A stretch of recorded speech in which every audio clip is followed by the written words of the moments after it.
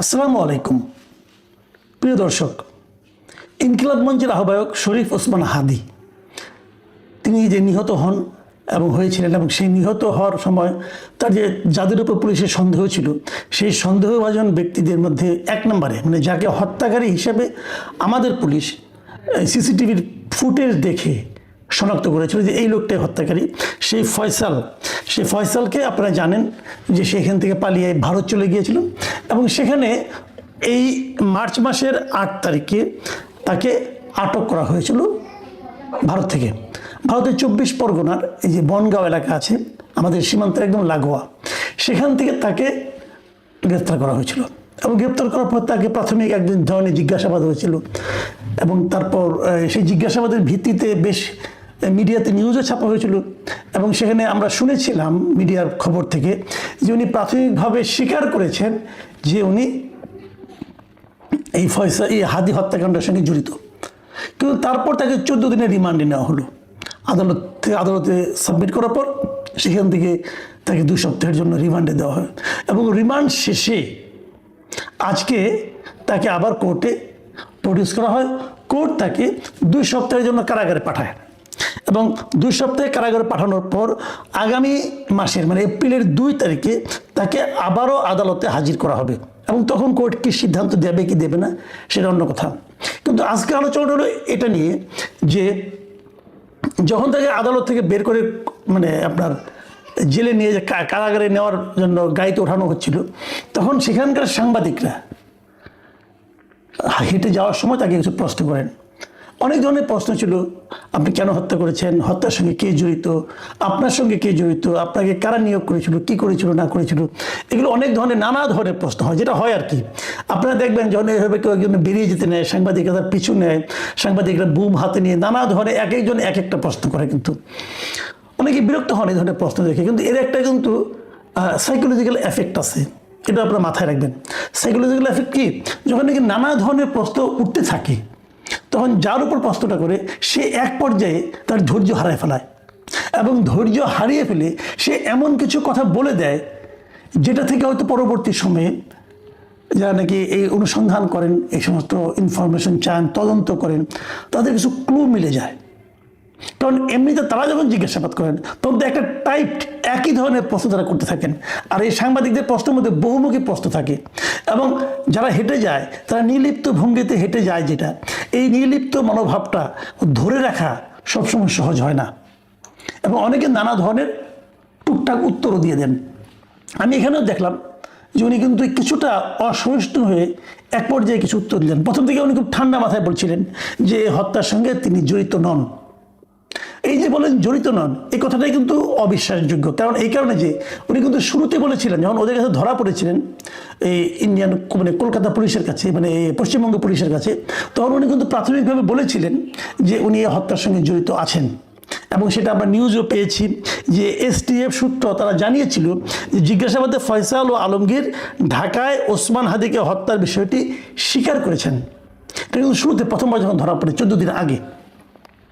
তারপরে এই 14 দিন তাকে এই দুজনকে অনেক জিজ্ঞাসাবাদ করা হয়েছে, নানা ধরনের প্রশ্ন, নানা ধরনের টেকনিকে তারা জিজ্ঞাসা করেছে, যেটা তদন্তকারী কর্মকর্তারা করে। ওনাদের তো নানা ধরনের টেকনিক আছে, এই টেকনিক খাটিয়ে ওনারা কিন্তু জিজ্ঞাসা করেছেন, এবং জিজ্ঞাসা করার পর আরও নিশ্চয়ই 2-1টা ধাপ বাড়তি পাওয়া যাবে।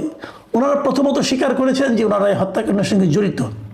এখন এরপর যত প্রশ্ন উত্তর চলতে থাকবে, যত জিজ্ঞাসাবাদ হতে থাকবে, এক পর্যায়ে কিন্তু তাদের আপনার যে শক্ত মনোভাবটা তারা কিন্তু একসময় কলাপস করে, এবং কলাপস করে কিন্তু অনেক সত্য কথা বলে দেয়।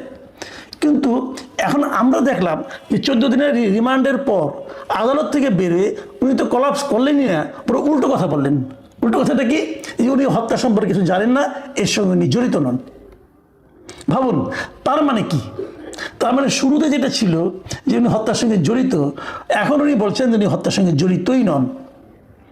তাহলে এই 15 দিনে কি তাহলে ওনাকে নানা ধরনের ট্রিটমেন্ট হয়েছে, কি হয়েছে না, হয়তো ওনার আত্মবিশ্বাস বেড়েছে যে অস্বীকার করে পার পাওয়া যাবে হয়তো বা, নাকি কি আমি জানি না, বলতে পারবো না। কিন্তু নানা ধরনের প্রশ্ন কিন্তু মানুষের মনে আসবে, এবং এখানে আমি দেখলাম যে বিক্ষিপ্তভাবে নানা ধরনের প্রশ্নের মুখে উনি দুটো কথা আমার খুব কানে লেগেছে। প্রথমত কথা হলো, একজন বলতেছিলেন, যখন উনি বললেন যে আমি হত্যার সঙ্গে জড়িত না, আমি জানি না কিছু, তখন একজন লোক বলেছিল সিসিটিভিতে তো আপনাকে দেখা গেছে। তখন দেখলাম এই ফয়সাল সাহেব তড়িৎ বেগে বললেন, হ্যাঁ আমাকে দেখা যেতে পারে, কিন্তু আমি গুলি করেছি এটা তো দেখা যায়নি। তার মানে সিসিটিভিতে যাকে দেখা গেছে ওটা ফয়সাল ছিল, এটা ফয়সাল সাহেব স্বীকার করছে, বাট উনি গুলি করেছে কি না এটা তো দেখা যায়নি, অতএব উনি নিজেকে নির্দোষ দাবি করছেন। তার মানে উনি ওই সময় ছিলেন, এটা তো স্বীকার করলেন উনি। তাহলে তারপরে কি হলো? তাহলে উনি ইন্ডিয়া পালালেন কেন? এই সমস্ত প্রশ্নগুলি কিন্তু আসবে, একটা প্রশ্ন একটা কিন্তু জড়িয়ে থাকবে। এরপর এক পর্যায়ে উনি যে কথাটা বললেন, যেটা নাকি এই আলোচনার মূল বিষয়, সেই জায়গায় উনি বললেন, আমরা শুনলাম, আমিও ওদেরকে শুনেছি আর কি ভিডিওতে, তিনি বললেন যে এর সঙ্গে জামাত শিবির জড়িত হতে পারে, তাদের দিকে খেয়াল করুন। এবং তারপরে উনি আরেকটা কথা বললেন যে ওসমান হাদি নিজেই নাকি জামাত শিবিরের সঙ্গে জড়িত ছিলেন। দেখুন, আমি কয়েকদিন আগে যখন তাকে প্রথম ধরা হয় তখন আমি একটা কথা বলেছিলাম যে এটা নিয়ে এখন না রাজনীতি শুরু হয় আবার। কারণ ফয়সাল সাহেব, ওনাকে কি আপনারা মনে করেন উনি সত্যবাদী যুধিষ্ঠির? উনি যা বলবেন সেটাই কি আপনার সত্য বলে ধরবেন? এখন উনি যদি একজনের নাম বলে দেয় যে অমুকে জড়িত, তখন আব্দুর রহিম নামে এক লোকের নাম বললো, আব্দুর রহিমের সঙ্গে জড়িত, আব্দুর রহিম এই জন্য আমাকে এত টাকা দিয়েছে বললো। এখন তাহলে কি যত আব্দুর রহিম আছে সবাই তো বিপদে পড়ে যাবেন, তাহলে তো আমাকে ধরবে। এখন ফয়সাল বললেই কি সেটা গ্রহণযোগ্য? ফয়সাল তো একেবারে এক এক কথা বলছে, ফয়সালের কথার উপর আপনি কতটুকু নির্ভর করবেন?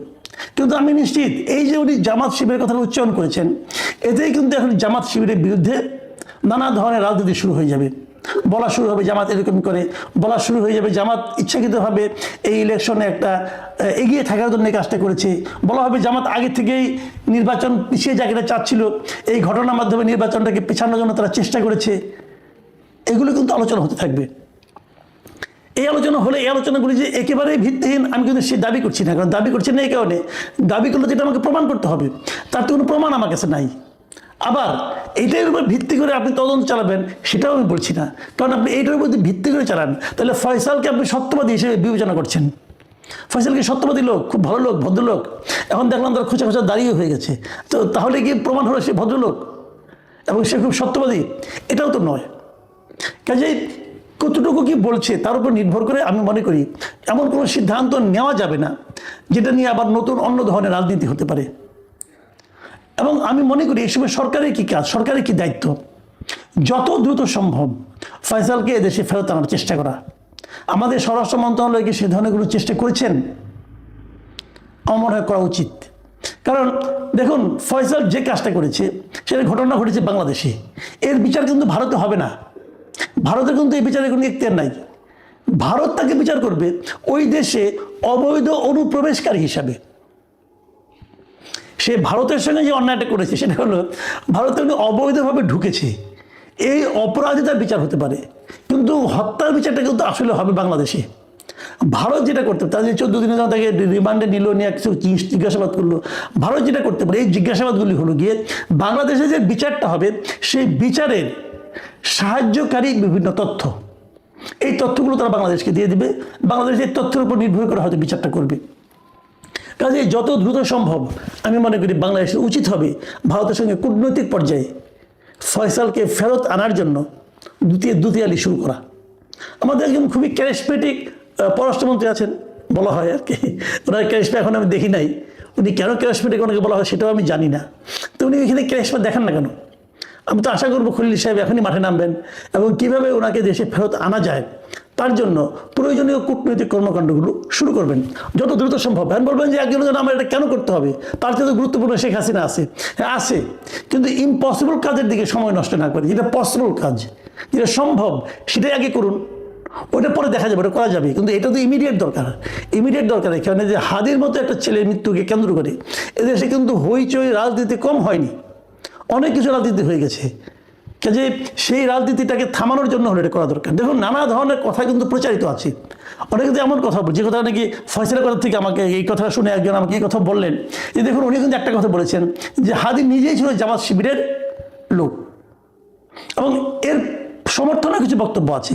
কেউ কেউ বলে থাকেন এই জামাত শিবিরের নাকি কিছু গুপ্ত লোক আছে বিভিন্ন জায়গায়, জামাত শিবিরের নাকি একটা সুইসাইড স্কোয়াড আছে, 230 জন না কয়জনের একটা তালিকা উনি একবার দিয়েছিলেন, তালিকা দেননি, সংখ্যাটা বলেছিলেন, যিনি গোয়েন্দা সংস্থার একজন লোক বলেছিলেন আমাকে যে এমন লোক নাকি জামাতের গুপ্ত অবস্থায় আছে, স্লিপিং ক্যাডার হিসেবে তারা আছে, এবং তারা নাকি যে কোনো প্রয়োজনে নিজের জীবন দিতেও প্রস্তুত আছে, এই ধরনের আর কি। তো তাদেরই একজন নাকি হাদি ছিলেন। দেখেন এই ধরনের কথা কিন্তু নানা ধরনের কথা, এগুলো হয়তো উর্বর কল্পনা প্রসূত কথা হতে পারে। এই কথাগুলো কিন্তু বাজারে ছুটতে থাকবে যতক্ষণ পর্যন্ত না তাকে আপনি আপনার কাছে না আনতে পারবেন। দূরে থাকলে অনেক কিছুই হবে, এক একজন এক একটা বলবে, কেউ তো আর চ্যালেঞ্জ করবে না, তাই না?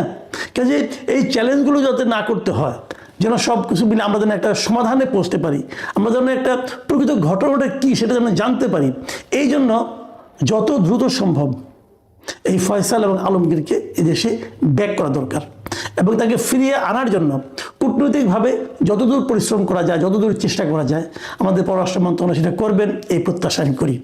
আমি মনে করি এটা নিয়ে আগেই ওই চিলে কান নিয়েছে শুনে চিল শুনে আপনি চিলের রাজনীতি শুরু করে দেবেন, এটা ঠিক হবে না। প্রিয় দর্শক, আমি সবসময় একটা কথা বলি, আমি আমাদের দেশে কোনো রাজনৈতিক ঘটনাকে কেন্দ্র করে জাতিগত বিভক্তি চাই না। জাতিকে আর বিভক্ত করেন না আপনারা। আমরা একটা ঐক্যবদ্ধ সমাজ চাই, ঐক্যবদ্ধ জাতি চাই, ঐক্যবদ্ধ রাজনীতি চাই। রাজনীতিতে মতভেদ থাকবে, কিন্তু দেশটা যেন ঐক্যবদ্ধ থাকে সেটাকে খেয়াল রাখতে হবে। আপনি জামাত করবেন না, জামাত করবেন না, বিএনপি করবেন না, বিএনপি করবেন না, আওয়ামী লীগ করবেন না, আওয়ামী লীগ করবেন না, কোনো সমস্যা নাই। কিন্তু যেটাকে আপনি অপছন্দ করেন সেই রাজনৈতিক দলকে দেশ থেকে বিতাড়িত করবেন, অথবা তারা সমস্ত অন্যায় তাদের উপর চাপাই দিবেন, এটাও কিন্তু আমি মনে করি ঠিক না। প্রকৃত সত্যটা উদ্ঘাটনের জন্য সরকার যেন সচেষ্ট হয়, সেই প্রত্যাশা থাকলো।